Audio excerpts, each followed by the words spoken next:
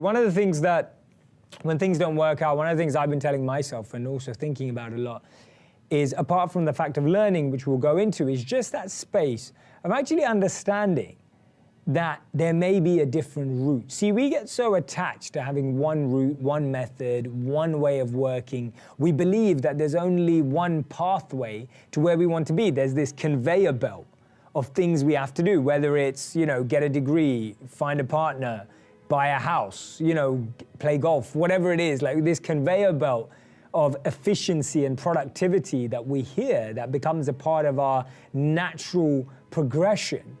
And when that breaks apart, that's when we start to worry. That's when we start to think. But notice that actually it's a lot better when that happens earlier in life. See, regret has some really important roles. The first one is that it helps us make sense of the world from our perspective for one of the first times. See, most of us have spent our lives learning what's important to us based on maybe what families taught, what communities taught, what parents taught, what education taught, whatever it is.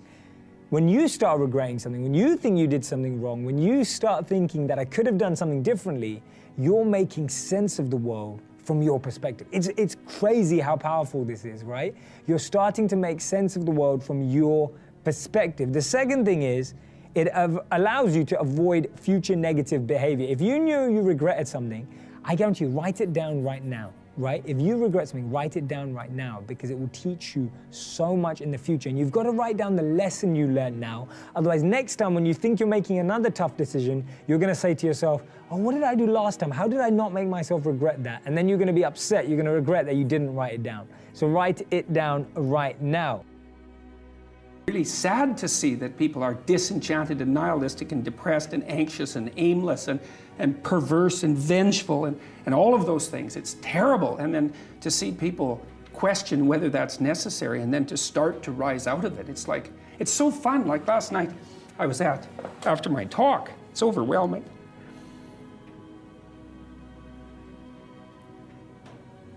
I don't usually think about these things, but I was after my talk last night, and so all these people line up, and they have their 15 seconds with me, and they're kind of tentative. They're excited and tentative when they come up to talk to me, and then they have 15 seconds of time to tell me something. I'm really listening to them, and they're hesitant about whether or not to share the good news about their life, and I think it's often because when people share good news about their life, people don't necessarily respond positively. They don't get encouragement. And people need so little encouragement. It's just unbelievable. And so they'll tell me something good, and I think, oh, that's so good. Somebody says, oh, I'm getting along way better with my father. I hadn't seen him for 10 years, and now we get along. It's like, God, great. And then the power of that, you can't overstate the power of that for individuals to get their life together. The individual is an unbelievably powerful force, and every single person who gets their act together a little bit has the capacity to spread that around them. It's a chain reaction. How did you go through making the decision to drop what was a very good job and take this chance? It all seems very obvious now, right? This many years later that it paid off, but at the time, it was not obvious. No, it wasn't. And I did do a lot of soul searching. I went to my boss at the time, and I really liked my job. And I told my boss I was going to go do this thing, start an internet bookstore. And my wife I'd already told my wife, and she's like, "Great, let's go." And I said to my boss, "I was going to do this." He's like, "This is a good idea." He said, "I think this is a good idea, but it would be an even better idea for somebody who didn't already have a good job." And that sort of made some logical sense to me, and he convinced me to think about it for a couple of days, so I went away, and I was really trying to get my head around how to think about this. And I think, for me, the right way to make that kind of very personal decision, because those decisions are personal, they're not like data-driven business decisions. They are, what does your heart say? And for me, the best way to think about it was to project myself forward to age 80, and say, look, when I'm 80 years old, I want to have minimized the number of regrets that I have. I don't want to be 80 years old in a quiet moment of reflection, thinking back over my life and cataloging a bunch of major regrets. And I think that regrets, our biggest regrets, in most cases, you can murder somebody, okay, you'd regret that. But in most cases, our biggest regrets turn out to be acts of omission. It's paths not taken, and they haunt us. We wonder, what would have happened? I loved that person, and I never told them. And then they married somebody else. I didn't do this. And so that's the frame of mind that I put myself in. And once I did that, once I thought about it that way, it was immediately obvious to me. I knew that when I'm 80, I would never regret trying this thing that I was super excited about and failing. If it failed, fine. I would be very proud of the fact when I'm 80 that I tried. And I also knew that it would always haunt me if I didn't try. And so that would be a regret. It would be a 100% chance of a regret if I didn't try, and basically a 0% chance of regret if I tried and failed. So I think that's a useful metric for any important life decision. There's so much knowledge out there, so much information, so many ways to get better. And we make so many mistakes. We're the product of our mistakes. And oftentimes the lesson is sitting there right in front of our face. It's there to be learned, but we miss it, or we don't pay attention to it, or we think we know better until it punches us in the face.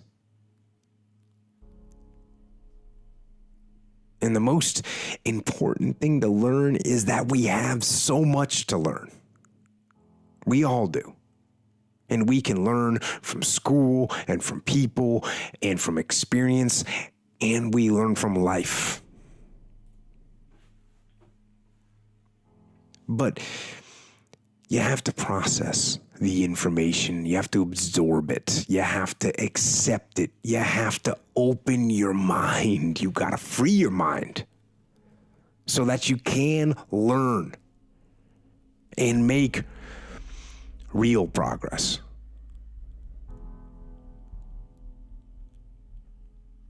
And as far as regrets and things I wish I would have done differently, of course. Hindsight is 20/20, and looking back, of course, who wouldn't want to take another go at something and improve on the first try by doing it again? And then why not do it again and again and again? And why not just do it over and over again until you have it perfect? But the fact is, you don't get that chance. You get one shot at this gig right here. Life. One life. That's all you've got.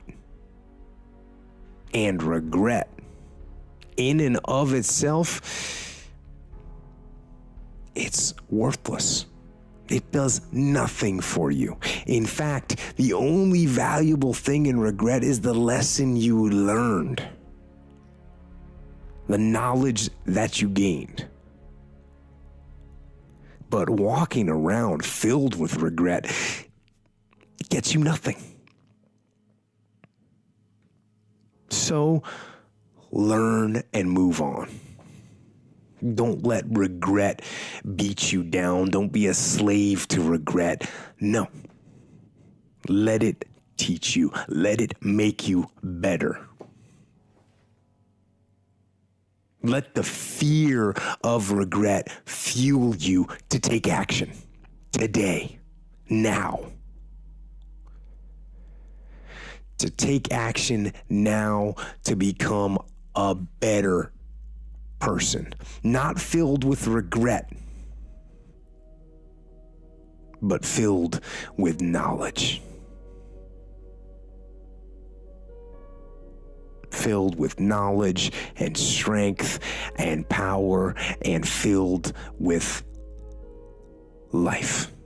Psychologists have been, not all psychologists obviously, but the psychological profession is neck deep in this pathology, has been beating the self-esteem drum for 50 years. Oh no, you're okay. You should feel good about yourself. Like, you're fine the way you are. It's like you think, well, that's a calming message for people. It's like, no, it's not.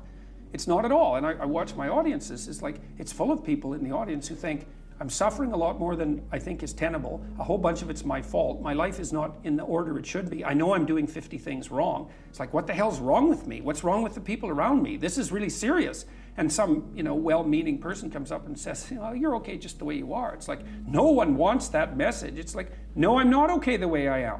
I'm not okay at all the way I am. I know that. And so, when I'm speaking when I'm speaking now, I say to people, well, you're nowhere near what you could be. That's the positive message. It's like, yeah, you're a mess, but you don't have to stay that way. If you're a mess, you know it, obviously. You're suffering away like so much you can barely tolerate it. It's like, that's okay. You could do something about it. So and that's the thing that turns the lights on. It's like, you could do something about it. I think I feel fear quite strongly. So it's not as though I just have the absence of fear. I feel it quite strongly. But there are just times when something is important enough, you believe in it enough, that you do it in spite of the fear. It's like people shouldn't think, people shouldn't think, well, I feel fear about this and therefore I shouldn't do it. It's normal to feel fear. Like there'd have to be something mentally wrong if you didn't feel fear.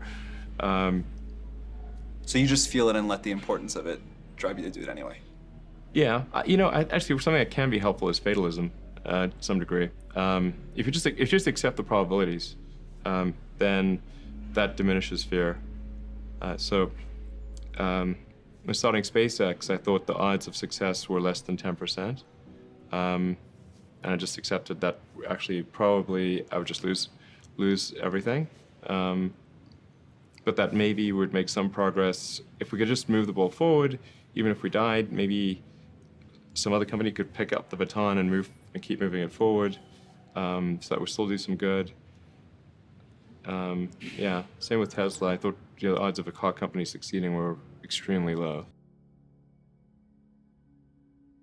One of the things that's really interesting about the Old Testament is that, and the Jews in the Old Testament, is that they don't take the path of Cain. Every time they're walloped by God, which is like fairly frequently, they say, we must have done something wrong and we have to set ourselves right. And that's an unbelievably heroic attitude, because that's the alternative to cursing fate. It's like you take the responsibility for failure onto yourself. And you think, well, if I just had my act together a little bit more, if I took advantage of every opportunity that was put in front of me, if I wasn't resentful and bitter, then I could have done something that would have tilted the situation in a different direction. And that's almost inevitably true. Dostoevsky, I think, said something like, every man is responsible for everything that happens to him and everything that happens to everyone else. And that's, it's a crazy statement, right? It's a crazy statement. And he was a pretty extreme person in many, many ways. But there's a level at which that's metaphysically true, because what happens is that it's failure to act often that's the most catastrophic. It's to not do the right thing when the situation presents itself, and it's very specific. You're constantly in situations where you could do the right thing if you were willing to take a risk that's actually of relatively moderate size. And you know that you could take the risk, and you know that you should take the risk, and you don't. And that happens to people all the time. And then what happens is the thing that they didn't oppose grows a little bit, and they shrink a little bit. And that starts a loop, hey? Most of the people who we're teaching right now, who are listening to this thing, would not hire themselves.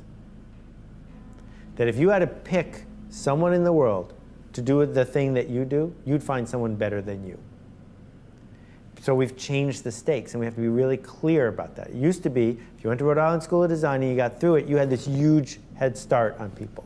The head starts are gone. Yes. So when you think about it, when someone says, I'm a freelancer and my primary asset is my relationship with my clients. Well, if I went and asked your clients, which of all the freelancers you've worked with is off the charts with a relationship, would they actually pick you this person, right? That when someone says, I'm able to use light and color to create photographs that create an indelible image in people's heads.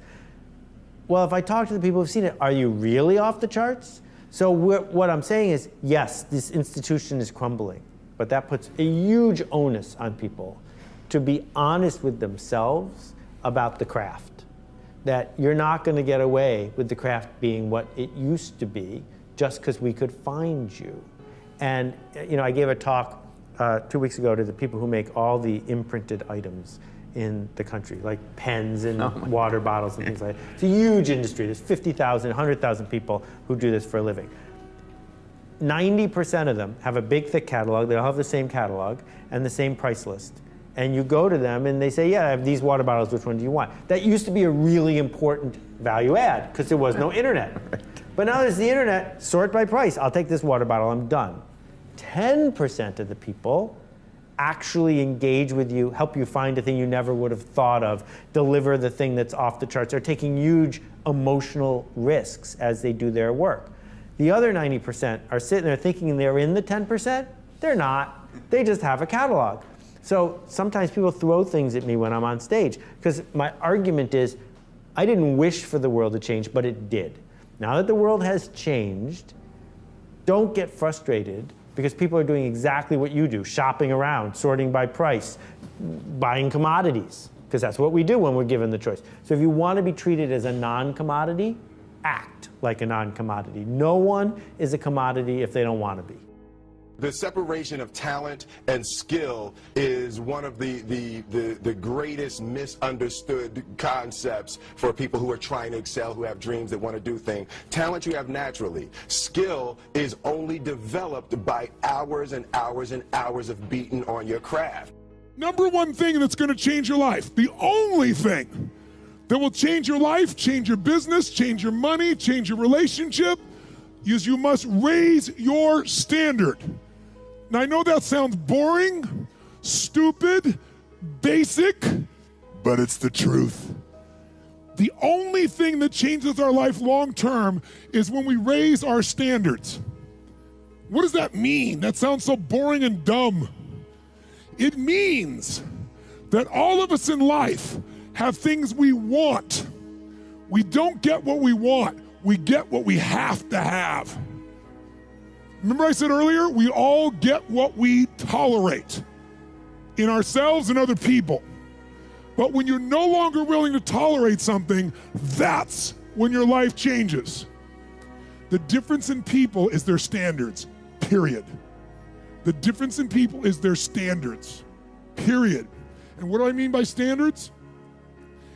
Everyone in the world has a list of things they think they should do. I should lose weight, I should work out, I should spend more time with my kids, I should work harder, I should make more calls, I should. And then you know what? People don't do their shoulds and they get mad at themselves and they what I call should all over themselves. They beat themselves up about it. What changes people is when your should becomes a must. When suddenly the thing you said should happen has to happen. That's when human beings change. It's like if you want to take the island and you're the head of the army and you want to take the island, the most powerful way to take the island is burn the boats. Because if there's no way to go back, it's amazing what happens when it's a must.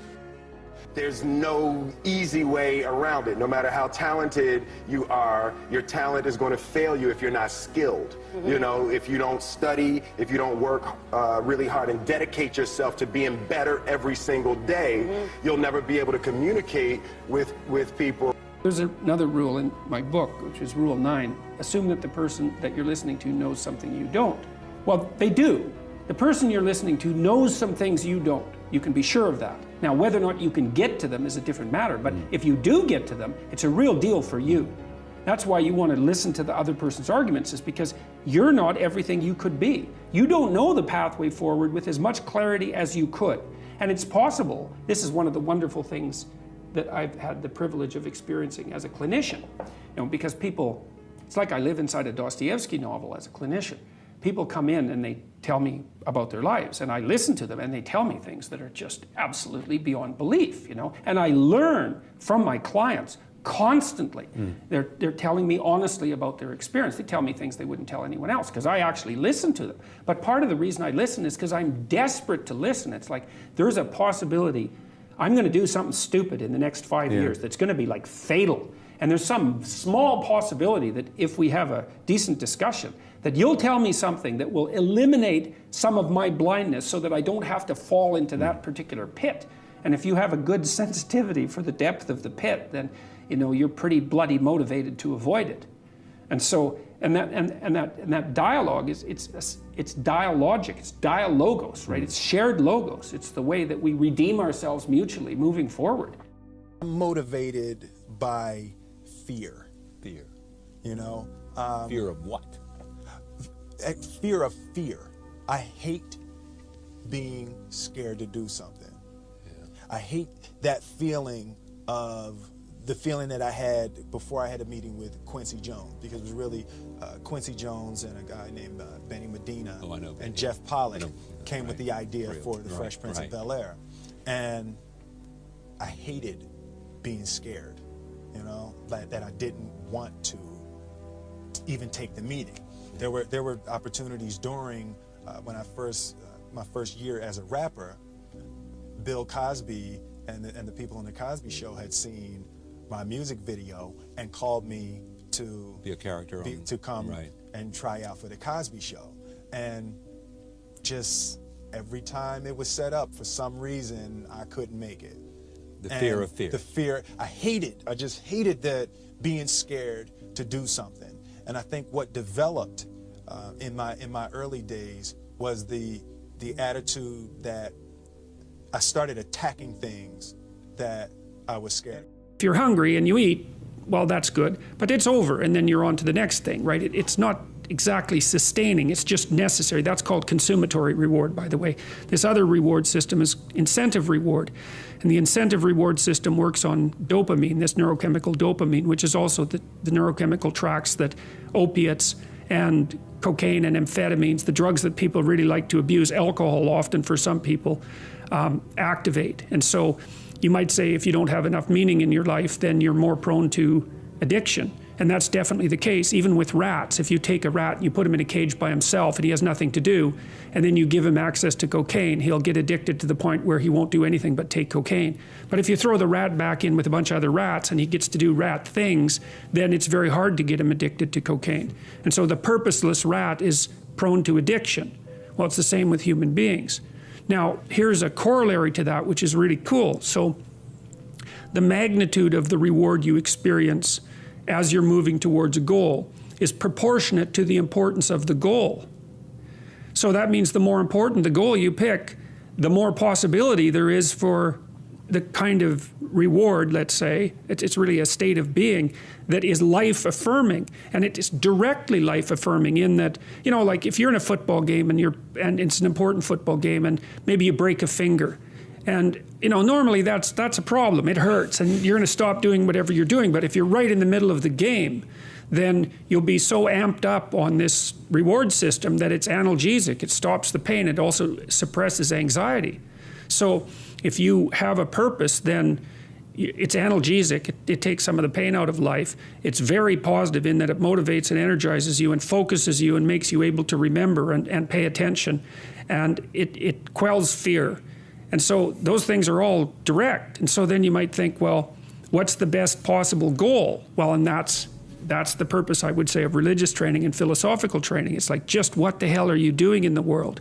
You really have to decide. The most important decision is, do I want to be happy? Will I commit to being happy? More important than happy. Sometimes you'd be so happy you smile so much your face hurts, right? You need variety. Am I committed to living in a beautiful state even when it doesn't go my way? Even when it rains on my parade? Even when my biggest fear shows up? Because I can't control whether your husband or wife will live or die or get sick or leave you or get a divorce. I don't want any of that to happen to any human being. I hate suffering. I do anything I can to help people not suffer. But I can't control that. You can. There are people who have lost their arms, lost their sight. There have been people that have been through the most horrific experiences in life, and they found a way to still be happy because they've made the decision that life is too short to suffer. I've interviewed dozens and hundreds over the years, but dozens that have impacted my soul, that made me realize I can change this. I've just gotten used to it. I've bought into the theory that this survival software that's constantly running in making you suffer, that's normal. No, that's what the mind will do. And mind has been around forever. What I'm gonna do is something different. And the way I get out of suffering, I give myself a 90-second rule. It's really simple. I say, look, if I feel myself starting to feel that stress, feeling that pissed offness or upsetness or concern or worry about my kid, whatever, I realize that's not gonna make it better. Life's too short to suffer.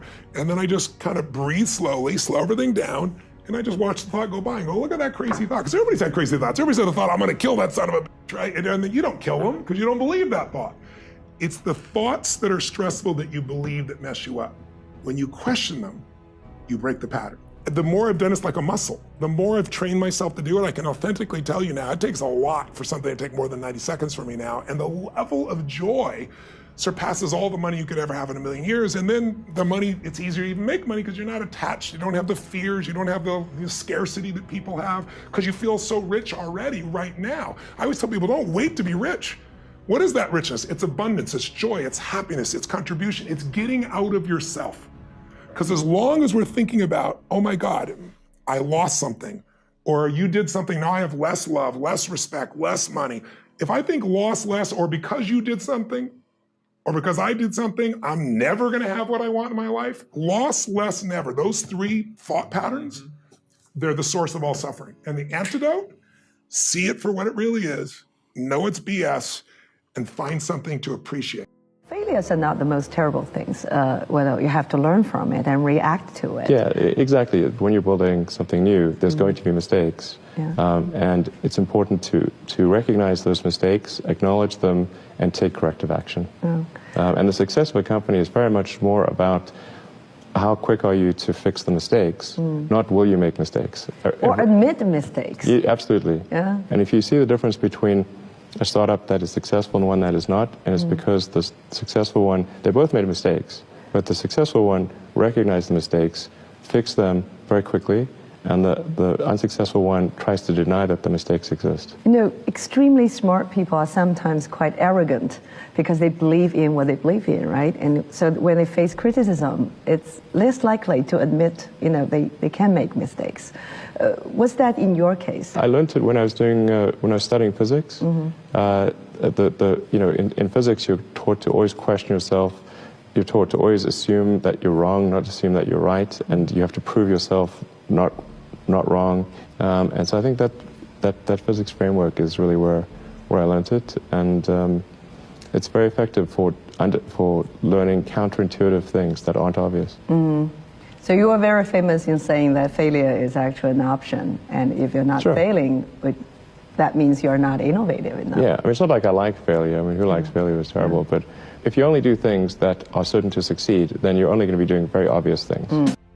The only reason you keep saying there isn't is you feel so exhausted about where you are. But life, the universe, or God is just testing you because there is another level. If this is good, giant jump to excellence, giant from good, poor to good to excellence.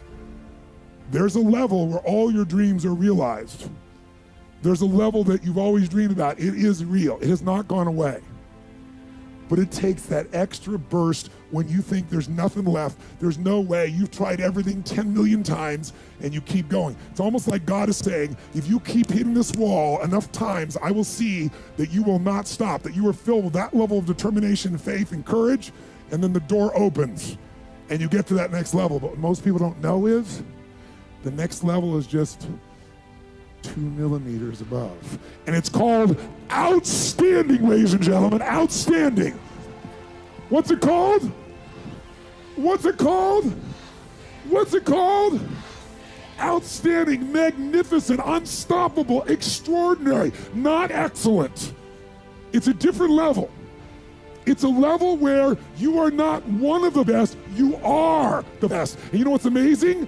You only have to be 2 millimeters more than everybody else and you get everything. You get the joy, the laughter, the fun, the family, the passion, the economics, the freedom, the spirit. It's all there. What Jerry Maguire called the Quan, baby. All of it. And it's just 2 millimeters above, and most excellent people give up because they're exhausted. And there's some people that go, the harder I hit it, the more I hit it, sooner or later it's going down. I'm not stopping. And when you do that enough, it pops open.